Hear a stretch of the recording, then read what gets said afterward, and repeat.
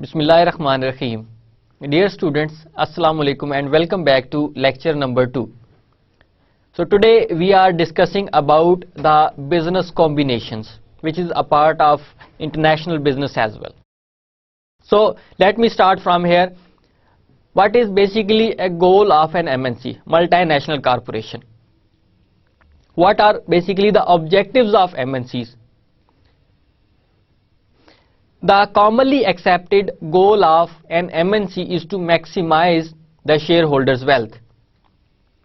So if you look at on the first page of any annual report of multinational corporations, you will see that they have a mission, they have a vision.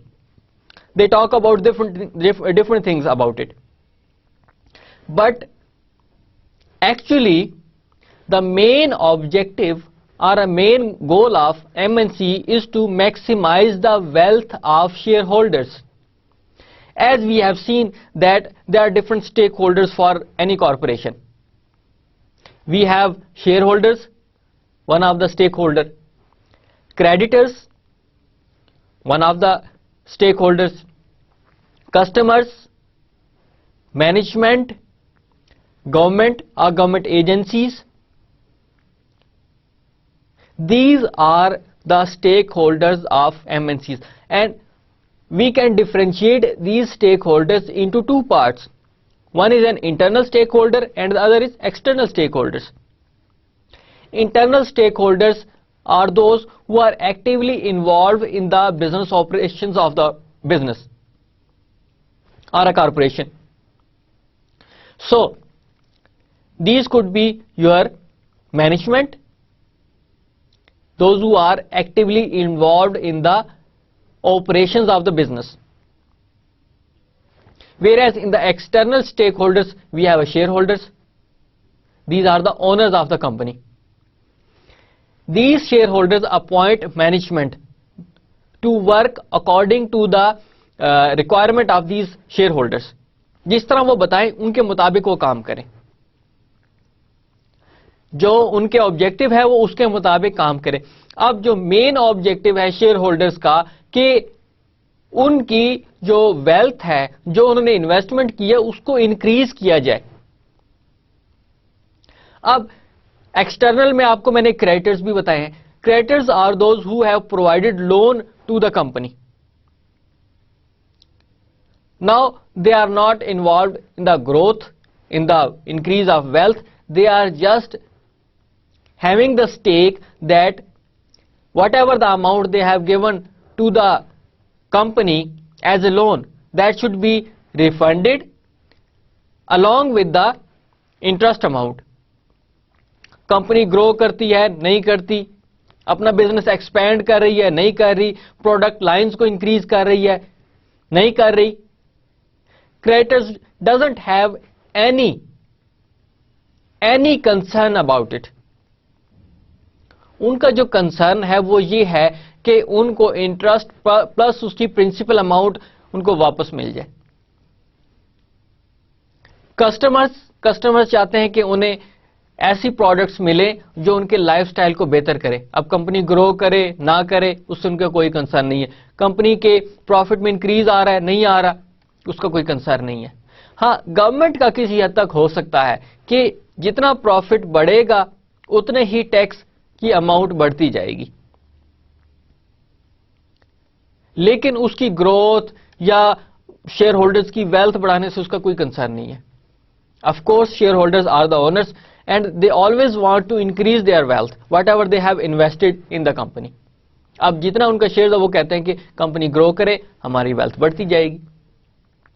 So a basic objective, a basic goal of multinational corporation is to increase the wealth of shareholders. So I hope now you have a complete understanding about it. Most common form of ownership of US based MNCs, and it enables financial managers throughout the MNCs to have a single goal of maximizing the value of entire MNC instead of maximizing the value of any particular foreign subsidiary. Now there are two things. One is a multinational corporation and other is subsidiary. two basic things are mentioned in this point: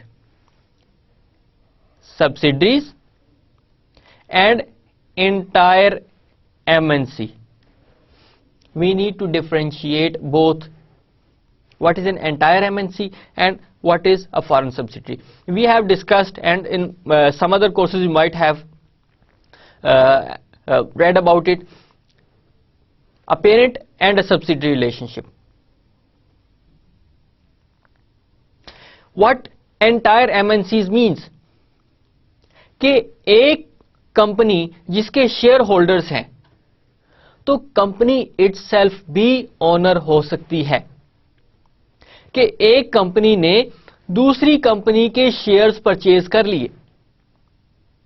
अब पाकिस्तान में इसकी general example आपको मैं देता हूं कि जैसे Toyota Motors ने डाइहट्सू कंपनी के शेयर होल्डर्स परचेज किए हुए, ओनर्स ने परचेज नहीं किए हुए बल्कि कंपनी इटसेल्फ ने शेयर्स परचेज किए हुए.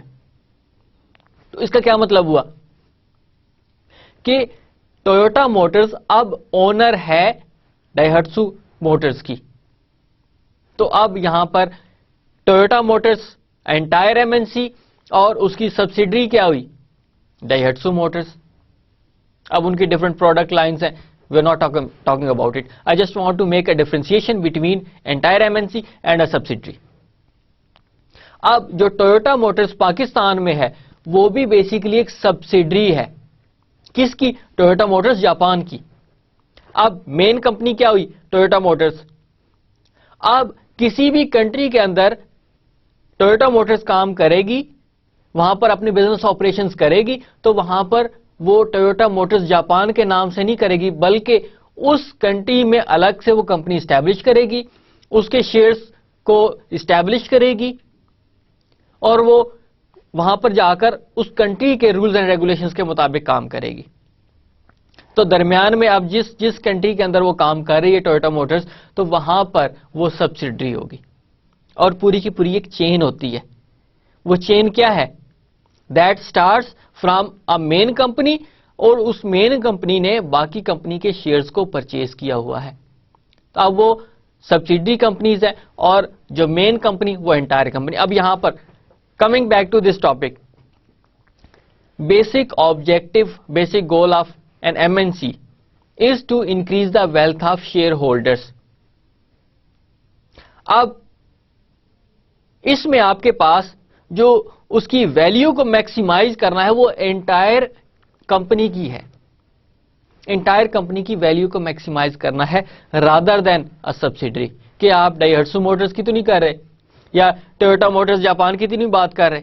When we talk about the maximising the value of a entire company, तो इट मींस के that is Toyota Motors Japan. I hope that now you can make a differentiation between an entire MNC and a particular foreign subsidiary. So concluding this slide, what is a goal of an MNC? That is, the accepted goal of an MNC is to maximize the wealth of shareholders. If anybody asks from you what is basically an objective of MNC, so in reality there is a consensus of all the authors, all the researchers, that the goal of an MNC is to increase the wealth of shareholders, those who are the owners of the company. Now, what is an MNC? We discussed about the goal of an MNC is to increase the wealth of shareholders. But what is an MNC? A multinational corporation or enterprise is a corporation or an enterprise that manages production or delivers services in more than one country. So when we talk about only a single corporation working in a single country, it means that this is a corporation. When it opens its operations beyond the boundary of a single country, working in different countries, it means that has become a multinational. इसमें ज्यादा countries की involvement आ गई है, ज्यादा Nations involve हो चुकी हैं। जब ज्यादा नेशंस इन्वॉल्व हो चुकी हैं तो इट मींस कि अब ये आपकी मल्टीनेशनल एंटरप्राइज या मल्टीनेशनल कॉर्पोरेशन बन चुकी है। And we have already discussed that we have 3 types of businesses. One is your sole proprietorship, a single person is working, we already discussed it. Partnership, when we have 2 or more than 2 people working together to do a business, that is a partnership।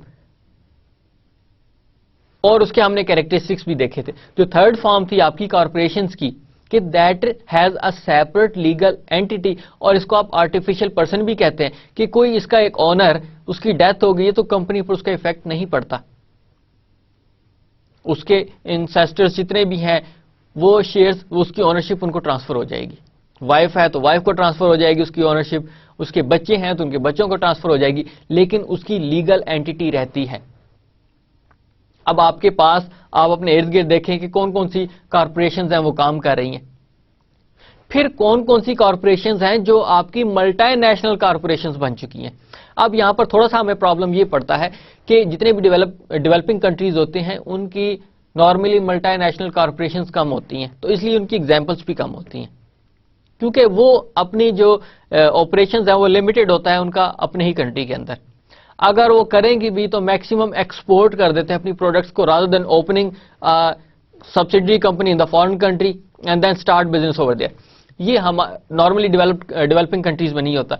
लेकिन जितने भी developed countries हैं, हर develop country की multinational corporations होती हैं, क्योंकि वहां पर वो, क्योंकि डेवलप कंट्री हो चुका है, वहां की मार्केट भी सैचुरेट हो चुकी है, वहां पे कंपटीशन बढ़ चुका है, तो वो कहते हैं कि now we should move to those countries where there is a potential to work, जहां पर आप काम कर सकते हैं, जहां पर आपके पास अब पोटेंशियल मौजूद है, वहां पर आप प्रॉफिट अर्न कर सकते हैं, वहां पर इतना ज्यादा कंपटीशन नहीं है, तो फिर वो मूव करते हैं। डेवलपिंग कंट्रीज के अंदर पोटेंशियल होता है, वहां पे आपके पास लेबर भी होती है, रॉ मटेरियल भी चीप होता है, और कंजम्पशन भी नॉर्मली वहीं पर होती है, तो वो कहते हैं कि okay we should move to the developing countries, तो इसलिए वो मल्टीनेशनल बन जाती है। अब डेवलपिंग कंट्रीज में ऑलरेडी मैंने बताया आपको पोटेंशियल होता है, तो वहां पर वो कंपनी वहीं पर काम कर रही होती है, और दूसरे कंट्रीज के अंदर मूव करना उनके लिए थोड़ा सा डिफिकल्ट होता है, तो वो बेहतर ये समझते हैं कि वी शुड एक्सपोर्ट प्रोडक्ट्स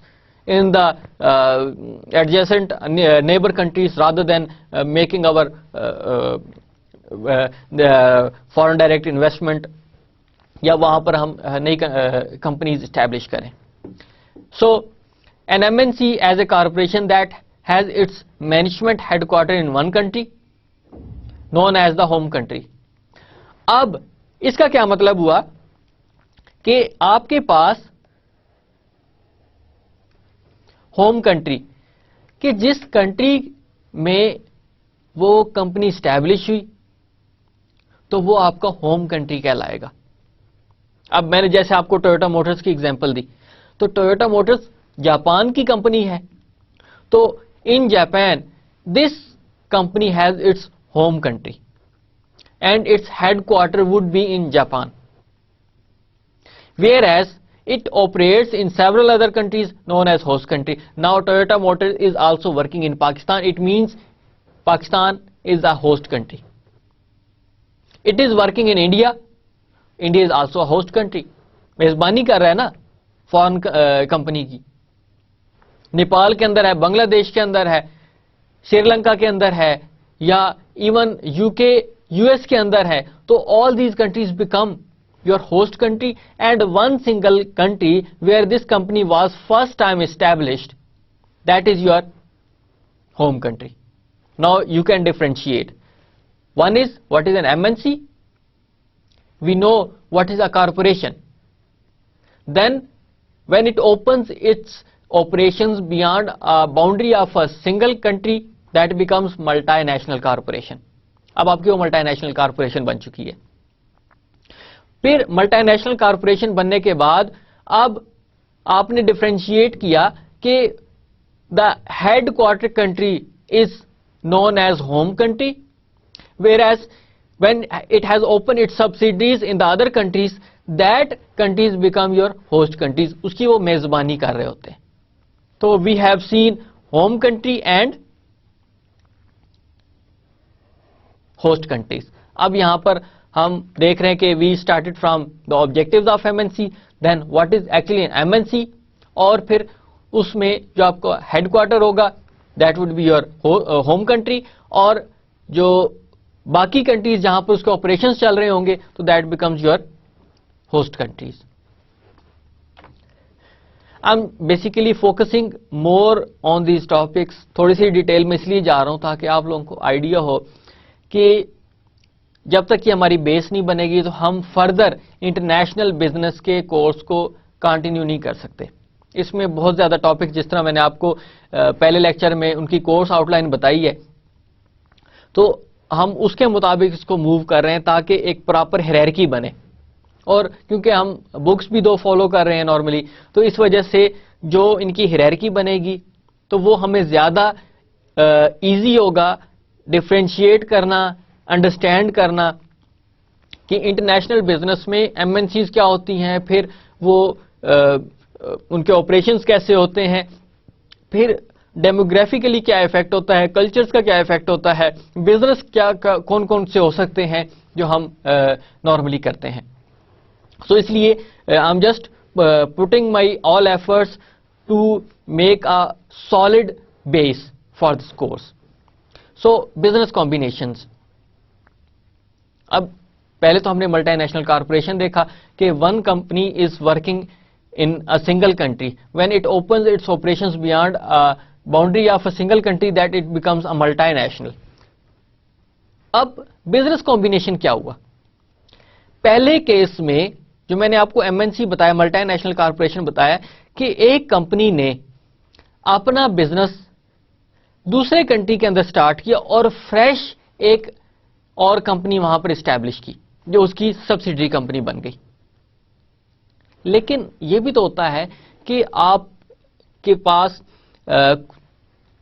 ऐसे कंट्रीज होते हैं जहां पर आपको बहुत ज्यादा इन्वेस्टमेंट करनी पड़ती है, आपको वहां पे रिसर्च करनी पड़ती है, सर्वेज करने पड़ते हैं, इंफ्रास्ट्रक्चर डेवलप करना पड़ता है, तो आपको वहां पर एक हैवी किस्म की इन्वेस्टमेंट करनी पड़ती है.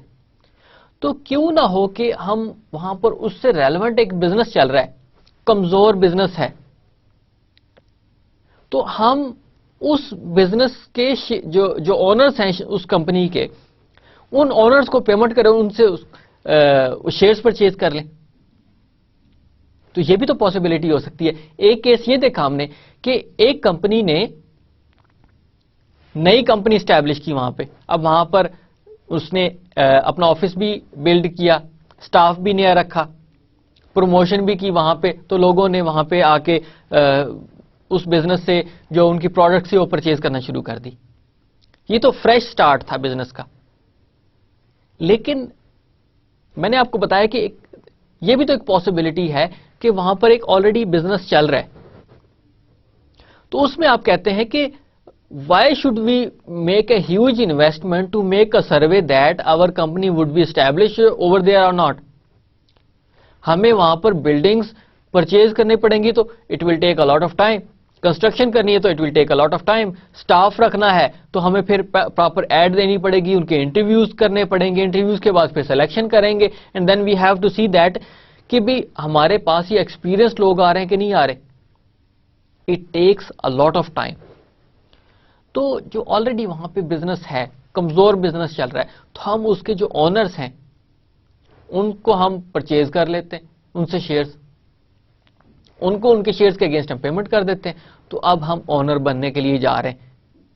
अब उनके पास वहां पे बिल्डिंग्स भी मौजूद है, स्टाफ भी मौजूद है. हाँ, जो टॉप मैनेजमेंट है वो इतनी कैपेबल नहीं है उस बिजनेस को रन करने के लिए, तो अब जो शेयर्स परचेज कर रही है उनके पास कैपेबिलिटी मौजूद है.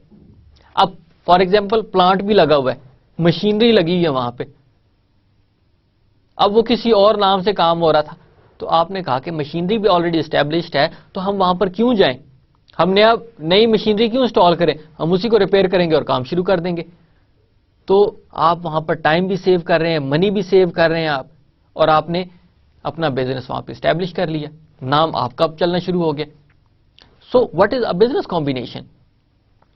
A business combinations are the events or transactions in which two or more enterprises or their net assets are brought under common control in a single accounting entity. Other terms frequently applied to business combinations are mergers and acquisitions. दो business मर्ज हो गए या एक business ने दूसरे को acquire कर लिया. अब I just repeat this.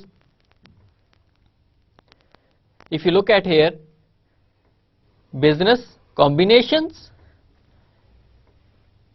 two or more business enterprises brought under common control in a single accounting entity. तो इसका क्या मतलब हुआ कि दो या दो से ज्यादा बिजनेसेस एक एंटिटी के कंट्रोल में आ रहे हैं. So that becomes a business combination. अभी आपका बिजनेस कॉम्बिनेशन है कि ऑलरेडी दो या दो से ज्यादा कंपनीज काम कर रही थी. अब एक मेन कंपनी ने उन दोनों कंपनियों के शेयर होल्डर्स को पेमेंट की, उस कंपनी की ओनरशिप ले ली, अब वो एक अकाउंटिंग कंट्रोल में आ गई है. तो that is also a possibility. So that is a business combination कि एक कंपनी ने दूसरी कंपनीज को अक्वायर कर लिया. इसके मुख्तलिफ मेथड्स हैं, वो हम डिस्कस करेंगे later on. So that is some time called mergers and acquisitions. Business combinations को नॉर्मली क्या कहा जाता है? Mergers and acquisitions. और आप इनके रिसर्च पेपर्स उठा के देखें, आपको बेताशा इसके ऊपर रिसर्च नजर आएगी.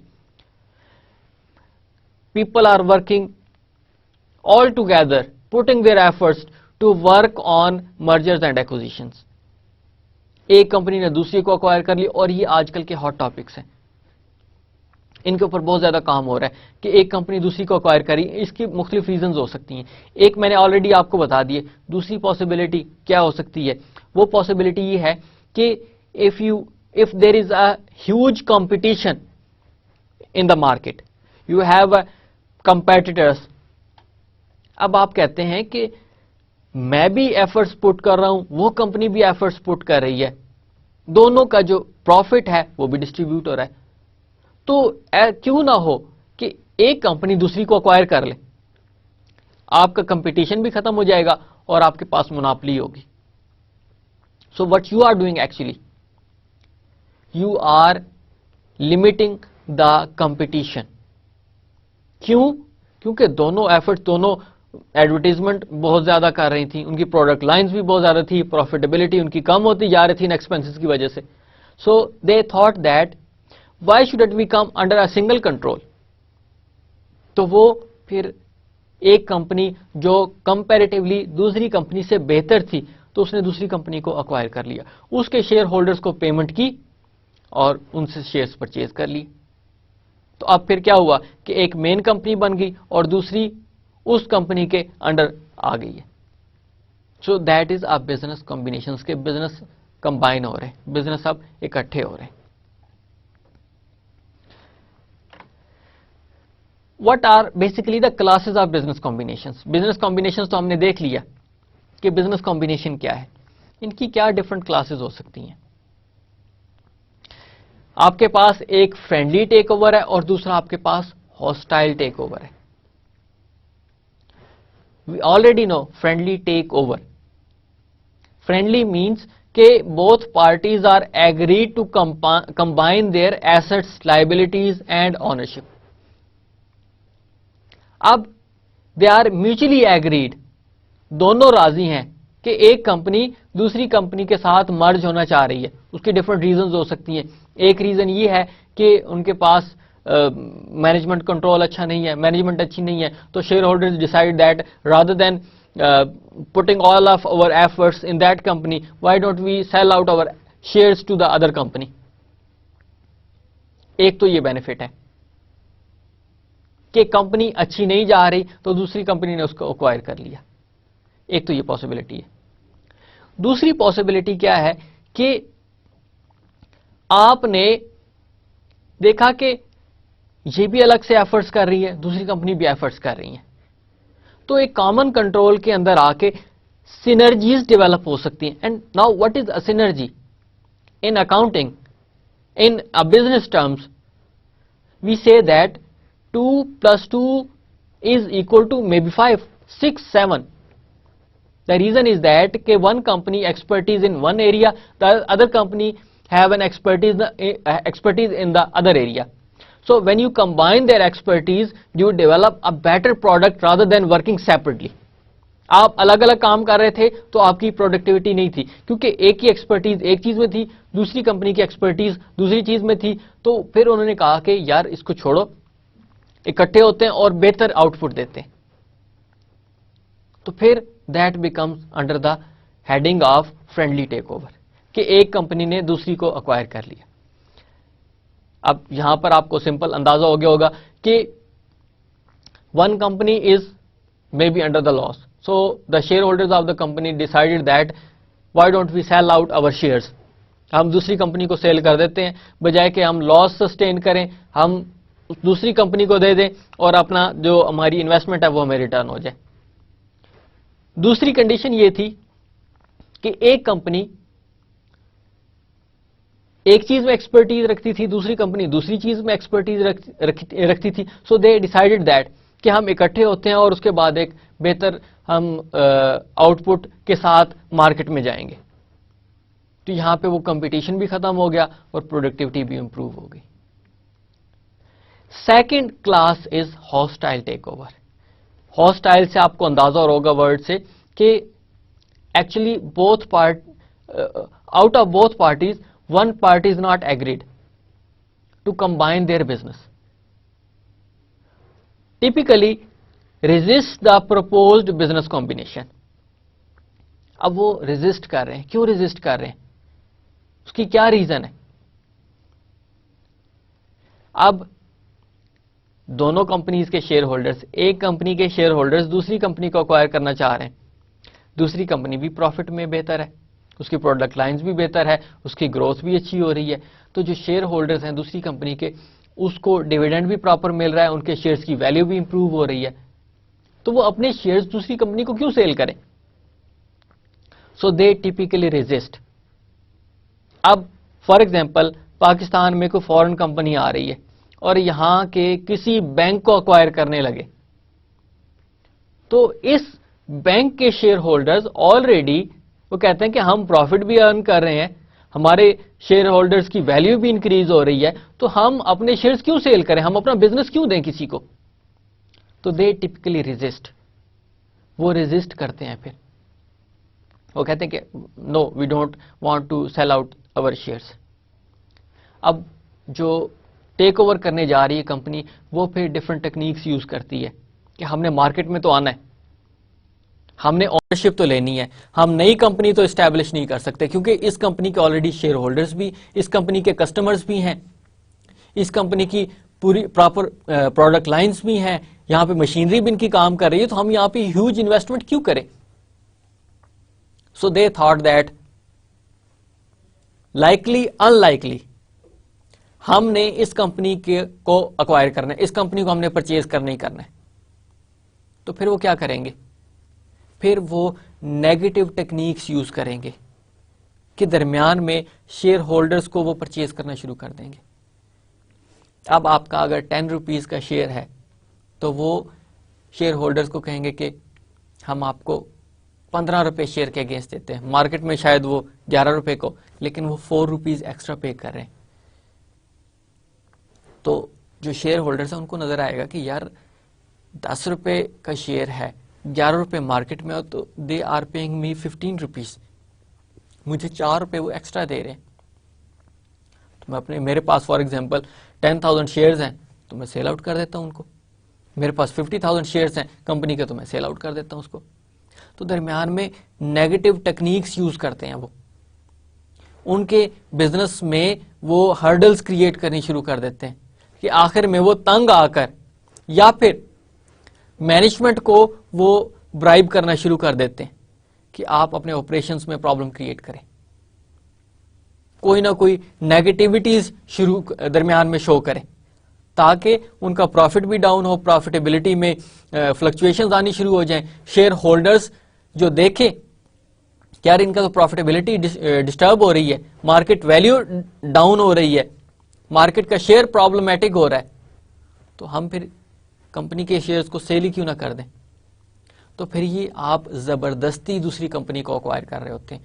क्यों? क्योंकि आपको उस कंपनी का पोटेंशियल नजर आ रहा है कि ये कंपनी हमें फ्यूचर में बेनिफिट देगी, इस कंपनी के साथ हमारा कंपटीशन है जिसकी वजह से हम अपनी प्राइसेस को, प्रोडक्ट्स की प्राइसेस को इंक्रीज नहीं कर सकते, तो हम इस कंपनी को एक्वायर कर लेते हैं, फिर अपनी मर्जी से बिजनेस ऑपरेशंस करेंगे, अपनी मर्जी से प्राइसेस अपनी प्रोडक्ट्स की इंक्रीज करेंगे। So they use this kind of tactics as well, and I hope now you can make a difference between a friendly takeover and a hostile takeover. Friendly takeover, that is mutually agreement of both companies. One company is ready to acquire and the other company is ready to go in the control of the acquirer. Both mutually agreed. Whereas in the hostile takeover, one company is forcing the other company to be acquired.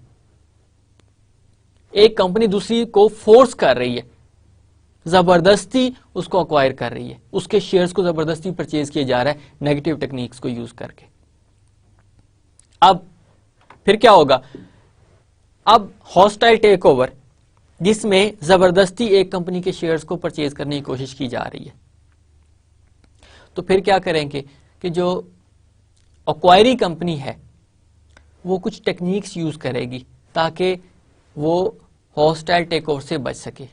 Share holders कोशिश करेंगे कि दरमियान में ऐसी techniques use की जाएं ताकि acquirer खुद ही पीछे हट जाए, वो कंपनी को अक्वायर ना करे। उसमें डिफरेंट टेक्निक्स यूज की जाती हैं। We have almost 6 techniques, 3 are in this slide and 3 in the next slide. Pacman defence. What is a Pacman defence? अब डिफेंस हो रहा है, a threat to undertake a hostile takeover of the prospective combiner. Now you can understand कि अब यहां पर जो acquirer है, जो अक्वायर करने के लिए जा रहा है दूसरी कंपनी को, वो कंपनी ही थ्रेट करना शुरू कर देती है अक्वायरर को कि आप मुझे क्या अक्वायर करोगे, मैं आप ही को अक्वायर कर लूंगा। लेकिन ये उस सूरत में होगा जब दोनों कंपनियां ऑलमोस्ट इक्वल लेवल की होंगी, दोनों के एसेट्स ऑलमोस्ट इक्वल होंगे। तो फिर एक कंपनी जो अक्वायर करने के लिए जा रही है उसी को थ्रेट हो जाएगा कि हम ही कहीं अक्वायर ना हो जाए।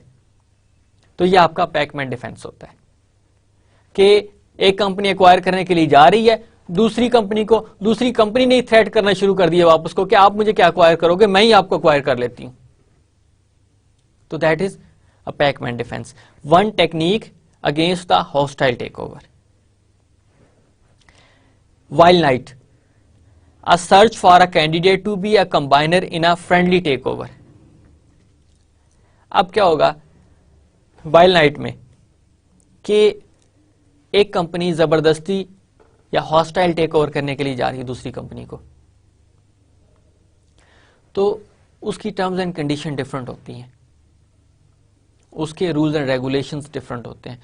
तो फिर जो कंबाइन होने जा रही है या जिसको टेक ओवर का थ्रेट है, वो फिर ऐसे कंपनी को सर्च करना शुरू कर देती है जिसके साथ वो फ्रेंडली टेक ओवर करवा सके, क्योंकि उसमें फिर आपके पास फ्लेक्सिबल रूल्स एंड रेगुलेशंस होते हैं, फ्लेक्सिबल टर्म्स एंड कंडीशंस होती हैं। तो बजाय कि उस कंपनी के पास जाएं जो उनको हॉस्टाइल टेक ओवर कर रही है, वो किसी और कंपनी के पास चले जाएंगे और उनसे फेवरेबल टर्म्स एंड कंडीशंस के थ्रू काम करना शुरू कर देते हैं। सो that is your wild night. Third one is scorched earth. The disposal by a sale of one or more profitable business segments. कि एक कंपनी जो हॉस्टाइल टेक ओवर करने के लिए जा रही है, वो कंपनी बेसिकली जो इंटरेस्ट उसका डेवलप हुआ है अक्वायरर का, जिस एसेट की वजह से, ये हो सकता है जिस प्लांट की वजह से, वो कहते हैं कि इस प्लांट को ही सेल आउट कर दो, बजाय कि हमारी पूरी कंपनी एक्वायर हो, हम उस प्लांट को सेल आउट कर देते हैं ताकि एक्वायरर का जो इंटरेस्ट आया हुआ है जिसकी वजह से वो हमारी पूरी की पूरी कंपनी को अक्वायर करने के लिए जा रहा है, उसका इंटरेस्ट ही उसमें से खत्म हो जाए। अब उसके फॉर एग्जांपल 10 प्लांट काम कर रहे हैं पाकिस्तान के अंदर, और सबसे जो सूटेबल प्लांट है वो कराची में लगा हुआ है उसका प्रोडक्शन का। अब जो अक्वायरर है, जो हॉस्टाइल टेक ओवर करने के लिए जा रही है, उसका इंटरेस्ट सिर्फ और सिर्फ डेवलप हुआ इस कंपनी को अक्वायर करने के लिए उस कराची के प्लांट की वजह से। तो जो अक्वायरी कंपनी थी जिसको हॉस्टाइल टेक ओवर का थ्रेट था, उन्होंने फील किया कि basically this company is interested to acquire our company just because of that plant which is installed in Karachi. So why don't we sell out that plant, ताकि उनका interest ही खत्म हो जाए। तो उन्होंने वो प्लांट ही सेल आउट कर दिया, उस कंपनी को सेल आउट कर दें या किसी और को सेल आउट कर दें। लेकिन अब ये हुआ कि उन शेयर होल्डर्स को ये रिलीफ मिल गया कि पूरी की पूरी कंपनी जो थी अब वो सेल होने के लिए नहीं जा रही, पूरी की पूरी कंपनी को अक्वायर नहीं किया जा रहा, उनकी ओनरशिप अपनी जगह मौजूद है। वो जो एक प्लांट था जिसकी वजह से पूरी की पूरी कंपनी उनसे जा सकती थी, उन्होंने वो प्लांट ही सेल आउट करके अपनी पूरी कंपनी को बचा लिया हॉस्टाइल टेक ओवर होने से, और उनकी ओनरशिप भी बच गई। So these are the 3 points, defensive techniques, tactics against hostile take over. Fourth one is shark repellent. What is a shark repellent? An acquisition of substantial amount of outstanding common stock for treasury or for retirement, or the incurring of substantial long-term debt in exchange for outstanding common stock. A little bit difficult. Few words which are difficult, which are being explained in it. One is treasury stock.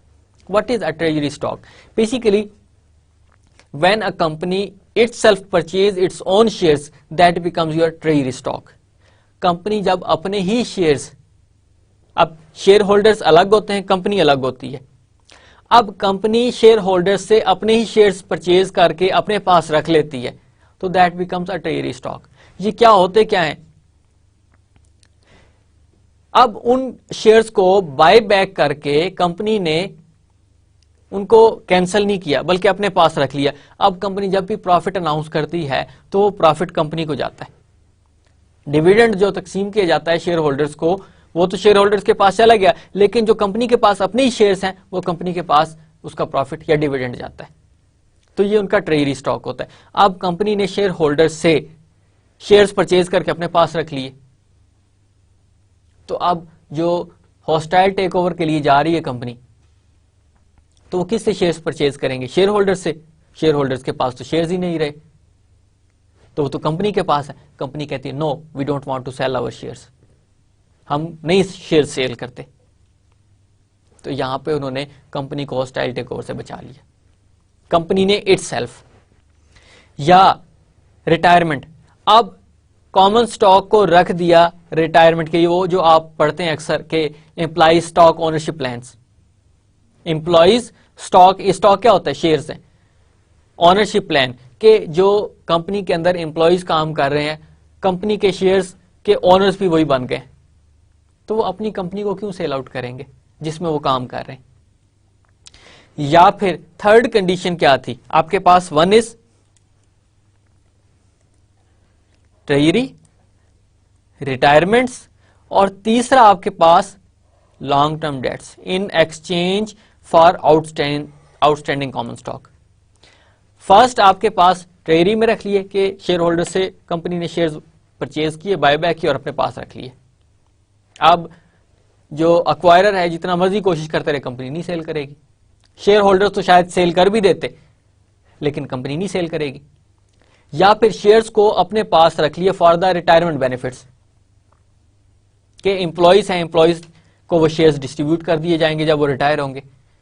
और third one is कि company borrow loans from the banks against their outstanding common stock, ये जो shares है। अब bank हमेशा loan देता है किसकी बेस पर? कोई ना कोई कोलैटरल होगा, कोई ना कोई सिक्योरिटी दी जाएगी। तो कंपनी लोन बोरो कर लेती है बैंक से, और कोलैटरल में क्या चीज दी जाती है? अपने शेयर्स को दे देते हैं। तो जब एक अक्वायरर देखता है कि इस कंपनी ने अपने शेयर्स को एज ए कोलैटरल दिया हुआ, तो वो उसको नहीं परचेज करेंगे, क्योंकि सारे का सारा बर्डन ऑफ लोन अक्वायरर के पास चला जाएगा, तो वो कहते हैं कि no we don't want to purchase the shares because they are already burdenized, कि इनके ऊपर कोलैटरल का बर्डन है, तो वो बर्डन कंपनी एक्वायरर के पास चला जाएगा. So that is a shark repellent.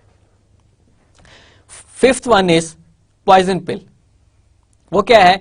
N amendment of articles of incorporation or bylaws to make it more difficult to obtain stock holders approval for a take over. अब company की annual general meetings होती हैं, and I suppose कि you already know about these terms and conditions, what I am talking about it, these terminologies what I am talking about it. Company के जो 3 basic document होते हैं, one is article of association, other is memorandum of association and third is prospectus. अब company अपने resolution में, share holders अपने resolution में ये चीज पास कर लेते हैं कि आपने शेयर सेल करने हैं किसी को, तो you have to pass out these procedures. वो प्रोसीजर्स ही इतने डिफिकल्ट होते हैं कि वो कहते हैं कि यार लीव इट, हम कंपनी को परचेज ही नहीं करते. तो फिर दरमियान में आपने ऐसी हर्डल्स क्रिएट कर दी, इनविजिबल हर्डल्स क्रिएट कर दी कि एक्वायरर का जो इंटरेस्ट था वही खत्म हो गया कि यार it will take almost a year to acquire this company, so leave and try another company. किसी और कंपनी को ही हम सर्च आउट करते हैं, बजाय इसके कि हम ये रेजोल्यूशन पास करेंगे, उसके बाद फिर शेयर्स परचेज करेंगे और इस प्रोसेस में जो एक्चुअल बेनिफिट लेना है वो बेनिफिट ही खत्म हो जाएगा हमारा. So that is a poison pill कि उन्होंने अपने आर्टिकल में ये अमेंडमेंट कर ली, जो आर्टिकल ऑफ एसोसिएशन था, कि आपने अगर शेयर्स ट्रांसफर करने हैं तो आपने ये रूल्स एंड रेगुलेशंस को फॉलो करना है, इन प्रोसीजर्स को अडॉप्ट करना है, उसके बाद फिर आप कर सकेंगे. Then green mail, sixth one last, an acquisition of common stock presently owned by the prospective combiner at a price substantially in excess of prospective combiners cost with the stock thus acquired place in the treasury or retired benefits. ये क्या चीजें आपको बता रही हैं कि combiner के पास for example जो हॉस्टाइल टेक ओवर करने के लिए जा रही थी कंपनी, जो अक्वायरर था, उसके पास ऑलरेडी कंपनी के 20% शेयर्स थे. तो जो अक्वायरी कंपनी थी, जो हॉस्टाइल टेक ओवर होने के लिए जा रही थी, उसने फॉर एग्जाम्पल वो कंपनी के पास शेयर थे 10 रुपीज का एक शेयर, तो बाय बैक कर लेती है अक्वायरी 12 रुपए का या 13 रुपए का पर शेयर कंपनी से पहले ही. तो अब कंपनी की ओनरशिप लेने के लिए पहले उसके पास 20% शेयर्स थे, 30% या 31% वो और परचेज करते तो कंपनी का कॉमन कंट्रोल उनके पास आ जाता. लेकिन अब क्योंकि बाय बैक कर लिए कंपनी ने वो जो 20% शेयर्स थे, तो अब अक्वायरर को नए सिरे से 50 या 51% शेयर्स अक्वायर करने पड़ेंगे. तो अब उनके लिए 20% एक्स्ट्रा और बढ़ गया काम. तो इस तरीके से उन्होंने फिर प्रोसीजर को डिफिकल्ट कर दिया कि वो कंपनी को अक्वायर करें. So basically these are the 6 techniques, tactics, defensive techniques for the hostile take over. अभी तक यहां पर I just repeat what we have discussed. We have seen the goals of MNCs, क्या ऑब्जेक्टिव होते हैं, we already know about it, कि goals of MNC is to maximize the wealth of share holders. Then we have seen what is an MNC, multinational होती क्या है, and we have seen when a company is working beyond the boundary of a single country that becomes your multinational corporation. और उसमें फिर आपके पास home country जहां पर company का हेड ऑफिस होता है, और होस्ट कंट्रीज जिन अदर कंट्रीज के अंदर जाके कंपनी काम कर रही होती है, that becomes your host countries. फिर हमने देखा है कि बिजनेस कॉम्बिनेशंस, बिजनेस कॉम्बिनेशन क्या होता है, एक आपके पास स्क्रैच से आप स्टार्ट करते हैं कंपनी को, और दूसरा ये कि ऑलरेडी बिजनेस चल रहा है, कंपनी काम कर रही है, तो आप उसकी शेयर होल्डर्स से शेयर्स परचेज कर लेते हैं, उसकी ओनरशिप परचेज कर लेते हैं. तो that becomes your business combinations. एक सिंगल एंटिटी के अंदर 2 या 3 कंपनी आ जाती हैं. फिर इसमें आपके पास, इसको normally use to call it mergers and acquisitions. फिर इसमें आपने बिजनेस कॉम्बिनेशंस में 2 क्लासेस देखी थी, एक फ्रेंडली टेक ओवर और एक हॉस्टाइल टेक ओवर. और हॉस्टाइल टेक ओवर को रेजिस्ट करने के लिए we have 6 techniques, we discussed about it. Now business combinations, why and how, basically what is a reason, हमने इसको डिटेल में देखा है, लेकिन जो बेसिक आपका एक बिजनेस कॉम्बिनेशन की रीजन है, जो बेसिक ऑब्जेक्टिव है, that is external method of achieving growth point out is that much more rapid than growth through internal means. Why we go for a business combinations, हम नई company भी establish कर सकते हैं वहां पे. फॉर एग्जाम्पल कोई यूके की कंपनी है, पाकिस्तान के अंदर बिजनेस स्टार्ट कर सकती है, लेकिन it will take a longer period of time to reach at a point where their profit would be started. लेकिन एक कंपनी ऑलरेडी काम कर रही है, आपने उसको अक्वायर कर लिया. So what they are seeing कि एक्सटर्नल ग्रोथ रैपिड होती है, स्पीड से होती है, rather than internal. Internal takes lot of time. जैसे कोई कंपनी बाहर से आई है और उसने यहां पे अपनी ब्रांच ओपन कर ली, it will take a lot of time. बजाय इसके कि बाहर का बैंक यहां पर अपनी ब्रांचेस ओपन करे और आहिस्ता आहिस्ता काम स्टार्ट करे, उन्होंने कहा कि no, we don't want to go for this. हम यहां पर बिजनेस अपना ऑलरेडी जो एग्जिस्ट करता है उसको ही परचेज कर लेंगे. So that becomes your growth through external means. Obtaining new management strength or better use of existing management and achieving manufacturing or other operating economies. जो आपको मैंने बताया था कि synergies के बारे में. One company has an expertise in one, other have an expertise in other. अब एक और चीज देखें आप कि आपके पास जो यूके की कंपनी है, उसकी यहां पे अगर आके लोग काम करेंगे तो उनको यहां का कल्चर भी अंडरस्टैंड करना पड़ेगा, लैंग्वेज बैरियर्स भी होंगे और बहुत कुछ चीजें होंगी. यूके की कंपनी ने क्या किया, पाकिस्तान में कंपनी काम कर रही है, उसकी ऑनरशिप परचेज कर ली, उसके शेयर होल्डर से शेयर्स परचेज कर लिए, मैनेजमेंट भी वही काम कर रही है, एम्प्लॉयज भी वहीं पे काम कर रहे हैं, इंफ्रास्ट्रक्चर भी ऑलरेडी मौजूद है, बिल्डिंग्स भी बनी है और उसके ऑलरेडी कस्टमर्स भी मौजूद है. रॉ मटेरियल भी यहीं का यूज हो रहा है, लेबर भी यहीं की यूज हो रही है, everything is being used here.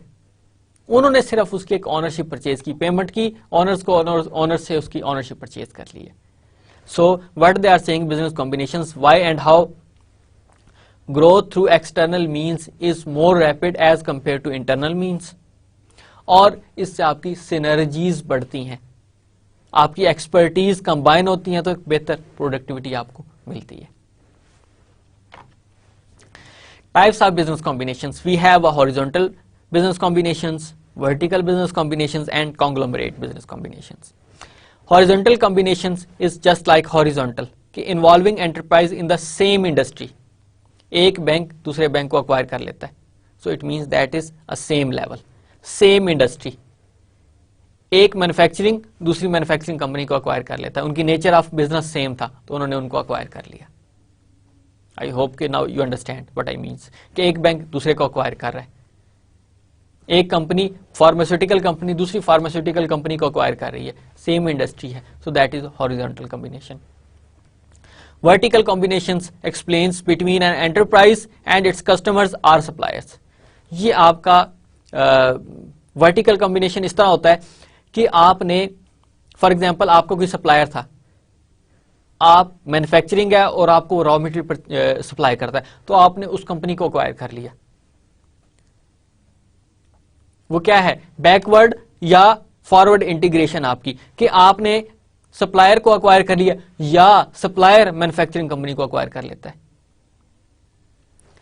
क्योंकि अब मैन्युफैक्चरिंग कंपनी को रॉ मटेरियल की जरूरत होती है, रॉ मटेरियल एक कंपनी प्रोवाइड करती है, तो आप सप्लायर के कस्टमर्स हैं, तो फिर आपस में जो कॉम्बिनेशन हो रहा है इनका, that is called vertical combination. And third one is conglomerate combination. It explains that companies are combining when you have an unrelated type of business. कोई ताल्लुक नहीं होता. जैसे आपके पास निषाद ग्रुप ने अक्वायर किया है किसको, एमसीबी को, लेकिन वो टेक्सटाइल कंपनी है. टेक्सटाइल कंपनी ने किसको अक्वायर किया, एमसीबी बैंक को, या फिर डीजी सीमेंट को अक्वायर किया हुआ है. तीनों ही उसके अनरिलेटेड बिजनेस हैं, कोई ताल्लुक नहीं है आपस में उनका. कि आपके पास फॉर एग्जांपल टेक्सटाइल को धागे की जरूरत होती है तो कोई इसमें एक ऐसी कंपनी नहीं है। या सीमेंट का कोई इससे कोई ताल्लुक नहीं बनता आपके बैंक्स के साथ, कोई रॉ मटेरियल वो नहीं प्रोवाइड करते, एक फाइनेंस ही प्रोवाइड करते हैं ना। So finance is not considered in this type of business. So when you have unrelated type of business combinations, that becomes your conglomerate. So we have three types of business combinations. One is horizontal, when you have same level of industry, एक bank ने दूसरे को acquire कर लिया, दूसरे bank को acquire कर लिया. Then vertical combination between customer and a supplier or vice versa. Then conglomerate when you have unrelated type of business combinations, कि कोई आपस में बिजनेस का उनका कोई ताल्लुक नहीं होता है. Methods for arranging business combinations, ये तो हमने टाइप्स पढ़ी है ना, कौन कौन से मेथड्स हो सकते हैं आपके. One is statutory merger, other is statutory consolidation, acquisition of common stock and acquisition of assets. ये आपके बेसिकली 4 मेथड्स होते हैं बिजनेस कॉम्बिनेशन को अरेंज करने के लिए. Fourth one, acquisition of assets, that is not basically business combination, इसको वैसे इंक्लूड कर दिया गया है, but basically we have to focus on first 3. Statutory merger, what is a statutory merger? The survivor dissolves and liquidate the other constituent company, receiving in exchange for its common stock investment the net assets of those companies. ये क्या बताता है आपको कि company A B, ये 2 companies थी. Company ए ने company B के शेयर होल्डर से शेयर परचेज किए और उस कंपनी को डिसॉल्व कर दिया. अब उसकी कोई लीगल एंटिटी बाकी नहीं रही कंपनी बी की, नाम अब कंपनी ए का ही चलेगा. अब for example company A, company B, ये 2 कंपनीज जो आपको मैं एग्जांपल दे रहा हूं. कंपनी ए ने कंपनी बी के शेयर्स को परचेज किया और उसकी जो सेपरेट लीगल एंटिटी थी उसको खत्म कर दिया. अब उसकी कोई सेपरेट लीगल एंटिटी नहीं है. अब company B as a division काम करेगी कंपनी ए का, लेकिन आपस में उनका कोई ताल्लुक नहीं है. अब सेपरेट लीगल एंटिटी खत्म हो चुकी है company B. So that is your statutory merger. Statutory consolidation, a new corporate dissolves and liquidate the constituent companies, receiving in exchange for its common stock investment the net assets of those companies. ये क्या बताती है आपको कि एक नई company establish हो रही है. For example C, company C establish हो रही है.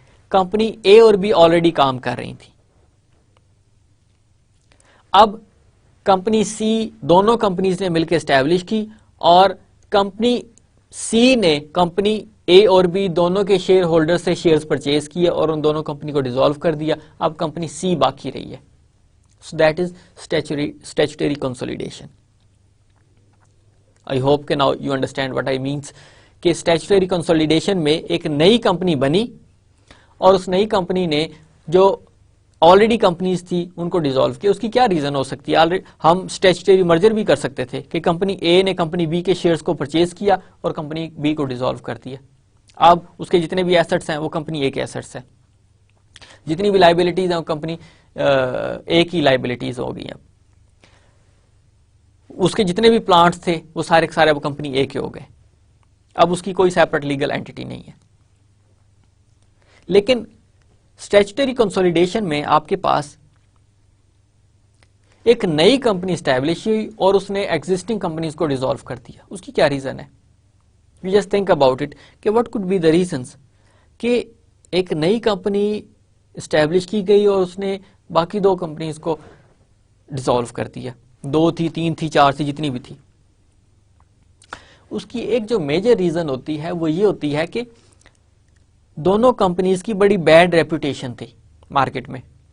उनके शेयर्स इंप्रूव ही नहीं हो रहे थे. People were reluctant to purchase their shares. उनके मार्केट शेयर ही नहीं बढ़ रहा था. People were not accepting their shares. वो शेयर्स परचेज ही नहीं कर रहे थे, कि जिसकी वजह से फिर उन्होंने कहा कि हम बजाय इसके कि इन कंपनीज पर हम अपना जोर लगाएं, इन कंपनीज की एडवर्टीजमेंट करें, इनकी प्रोडक्ट्स की एडवर्टीजमेंट करें, इनके शेयर्स की एडवर्टीजमेंट करें, हम एक नए नाम से कंपनी बनाते हैं और इन दोनों को डिसॉल्व कर देते हैं और इसके जितने भी एसेट्स हैं वो कंपनी सी के हो जाएंगे। अब वो पहली दोनों कंपनियों के नाम ही खत्म हो गए। तो फिर उनको ये एडवांटेज हुआ कि मार्केट में जब वो जाएंगे तो नए नाम के साथ जाएंगे, फिर उनके शेयर्स की एक्सेप्टेंस भी होगी, उनकी प्रोडक्ट्स की एक्सेप्टेंस भी होगी।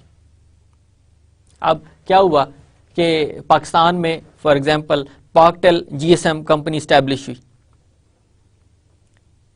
अब पाकटेल के पास इतनी फंडिंग्स नहीं थी कि वो अपने आप को सरवाइव कर पाती, लोग उसके सिम्स को नहीं परचेज कर रहे थे, उनका मार्केट शेयर बेहतर नहीं हो रहा था।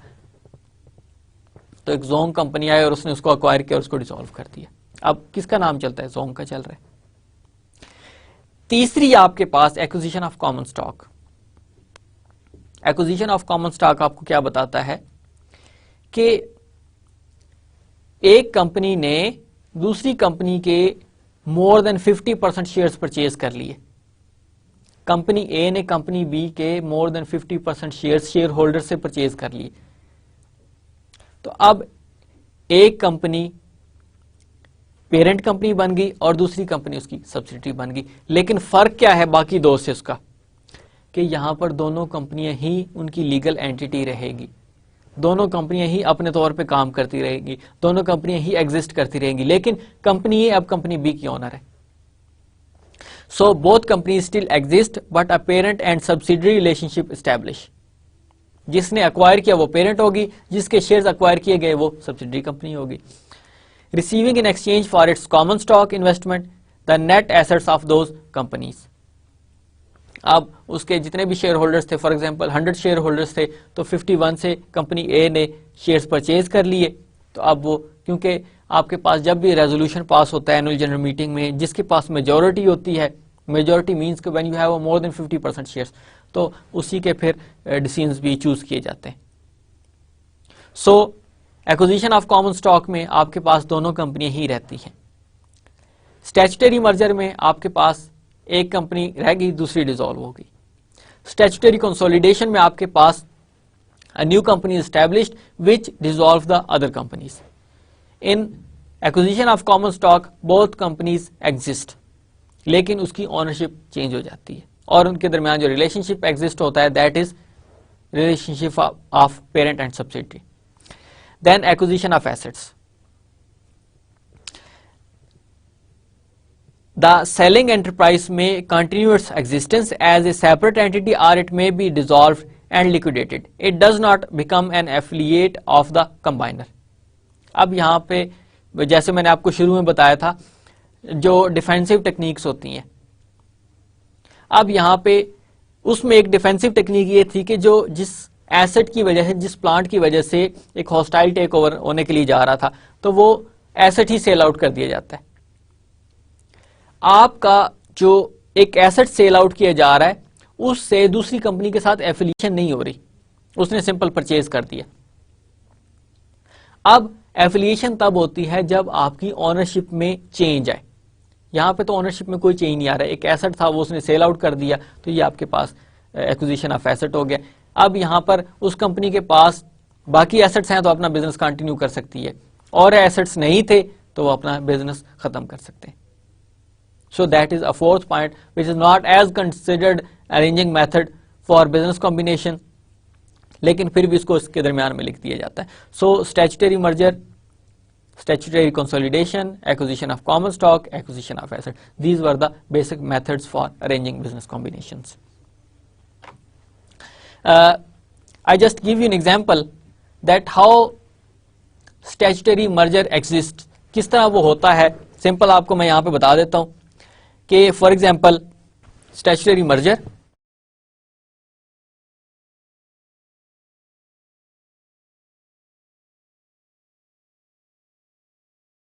कंपनी ए और कंपनी बी, ये दो कंपनीज थी।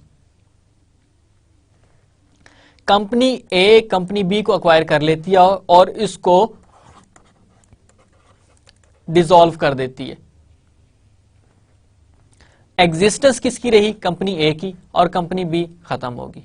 अब कंपनी ए के नीचे जो कंपनी बी है वो एज ए डिवीजन काम करेगी, सेपरेट लीगल एंटिटी नहीं होगी।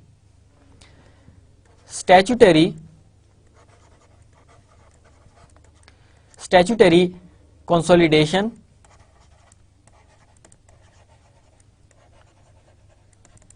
इसमें आपके पास ए और बी ये दो कंपनीज थी। अब कंपनी सी ये इस्टेब्लिश की गई और कंपनी सी ने कंपनी ए और बी दोनों को डिसॉल्व कर दिया। अब एग्जिस्टेंस किसकी रह गई? कंपनी सी की। सो that is statutory consolidation. Acquisition of common stock, acquisition of common stock, इसमें कंपनी ए और कंपनी बी ये दो कंपनीज थी, इनको कंबाइन किया जा रहा था। तो कंपनी ए ने कंपनी बी के 51% शेयर्स परचेज कर लिए, 49% तो अभी इसके बाकी है ना, तो ये आपके माइनॉरिटी शेयर होल्डर्स हो जाएंगे। अब कंपनी ए कंपनी बी ये दोनों ही एग्जिस्ट कर रही हैं, दोनों ही अपनी तरह काम कर रही हैं, लेकिन कंपनी ए अब पेरेंट कंपनी है और कंपनी बी आपकी सब्सिडरी कंपनी है। और जो आपके पास एक्विजिशन ऑफ एसेट्स था उसमें एक एसेट जस्ट परचेज कर लिया जाता है, उससे ऑनरशिप में कोई चेंज नहीं आता, उसके आपस में कोई एफिलिएशन नहीं होती। इन तीनों का आपस में एफिलिएशन होता है थ्रू ऑनरशिप। जब हम एफिलिएशन की बात करते हैं तो हम कहते हैं कि इनके दरमियान ऑनरशिप की एफिलिएशन थी। So I hope now you can differentiate the methods for arranging business combinations.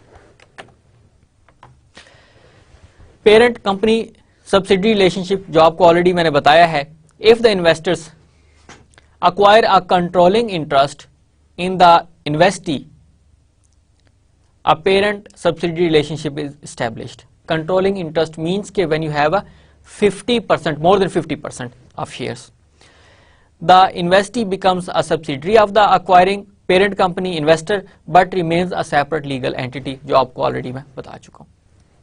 Traditionally, an investor's direct or indirect ownership of a more than 50% of an investee's outstanding common stock has been required to evidence the controlling interest underlying a parent and subsidiary relationship, जो आपको already मैंने बताया कि 50% इसमें आपके पास investment होगी, मोर than 50%।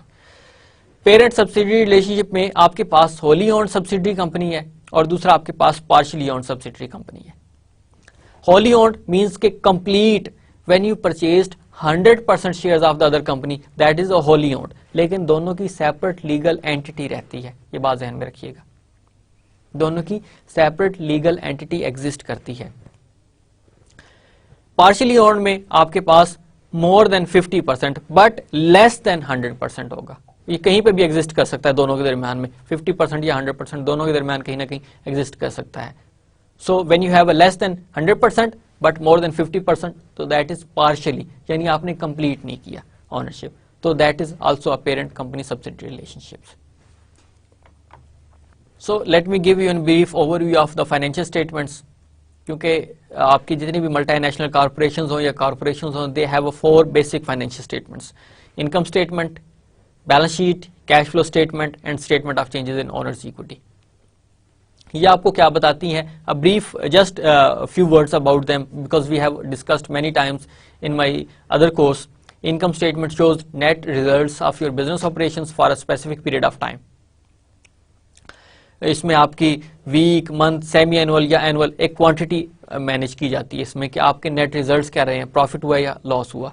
Balance sheet shows financial position of a company for a specific point in time, एक specific time period पर, यानी 31 दिसंबर 2012 अब तक इसकी क्या फाइनेंशियल पोजीशन है, मींस के इसके कितने एसेट्स हैं, कितनी लायबिलिटीज और कितनी ओनर्स इक्विटी है, तो ये आपको फाइनेंशियल पोजीशन बता रही होती है। Cash flow statement shows inflows and outflows of funds for a specific period of time, कि आपकी कितना इनफ्लो हुआ और कितना आउटफ्लो हुआ।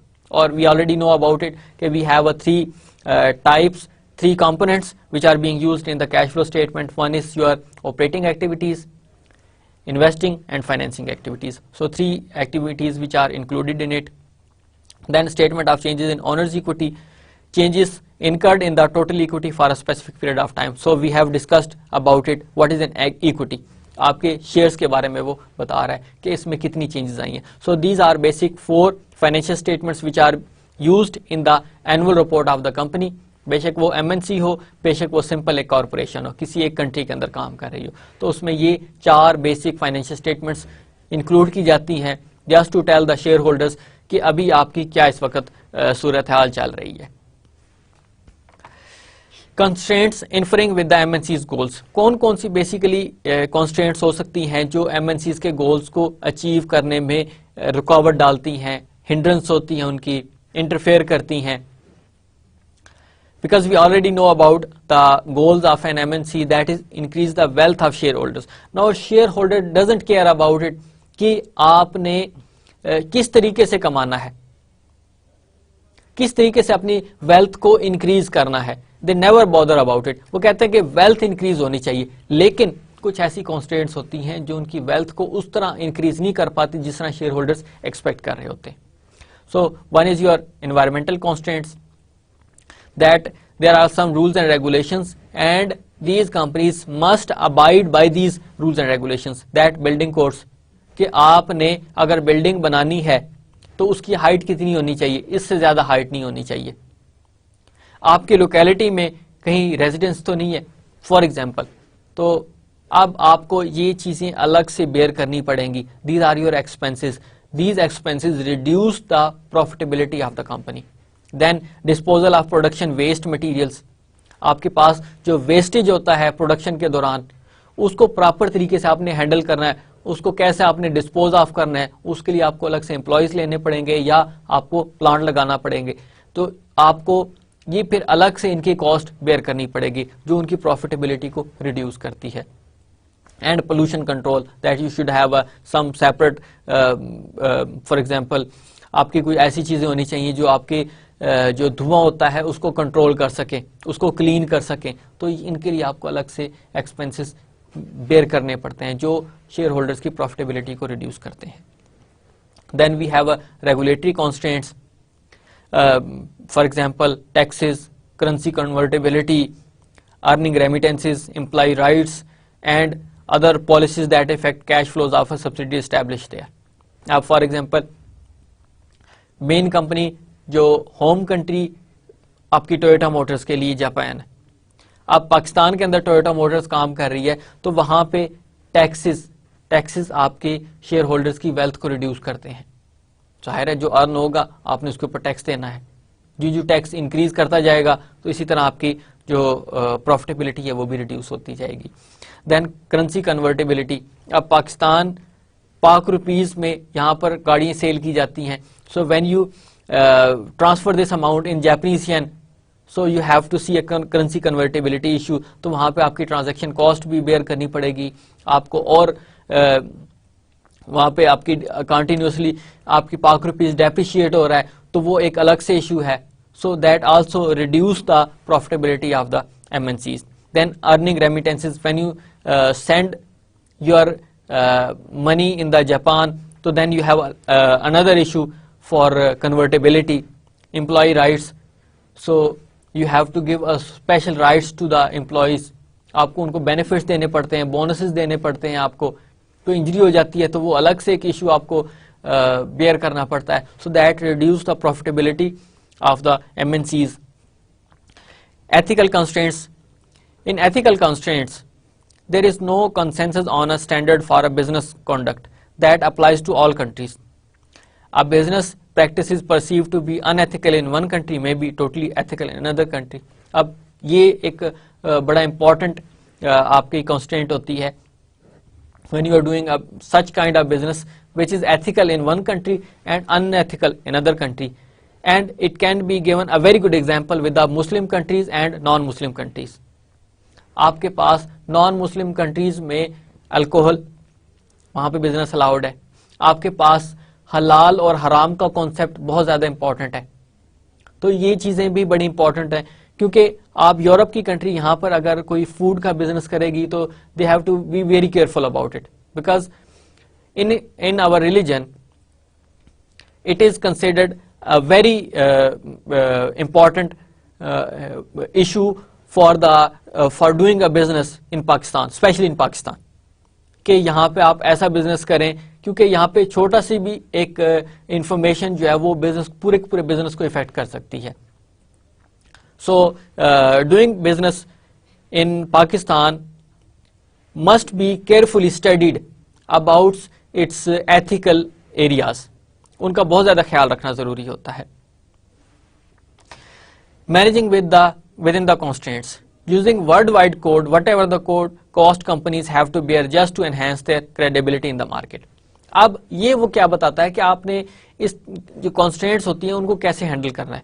अब कुछ ऐसे कंट्रीज हैं जहां पे ब्राइबरी बहुत ज्यादा है, कंपनियों को बहुत ज्यादा रिश्वत देना पड़ती है अपने बिजनेस को इस्टेब्लिश करने के लिए, जहां पे करप्शन बहुत ज्यादा है वहां पर बहुत ज्यादा इश्यूज इस तरह के होते हैं. So when we are adopting और following a book of US, they used to say that कि we have to follow the standard rules and regulations whatever the cost we have to bear. They can influence in either ways, but they say that we are not going for a bribery because the reason is कि their competitors are already there. वो कहते हैं कि अगर इस तरह की कोई बात निकले तो हम इनके बिजनेस पर हिट करेंगे. सो यूएस कंपनीज नॉर्मली कहती हैं कि हमने एथिकल रूल्स एंड रेगुलेशंस को फॉलो करना है, हमने ब्राइबरी नहीं करनी है, we have to follow standard rules, हमें उसके लिए कितनी ही कॉस्ट क्यों ना बेयर करनी पड़ जाए. So that is all about for lecture number 2. I hope you might have an understanding.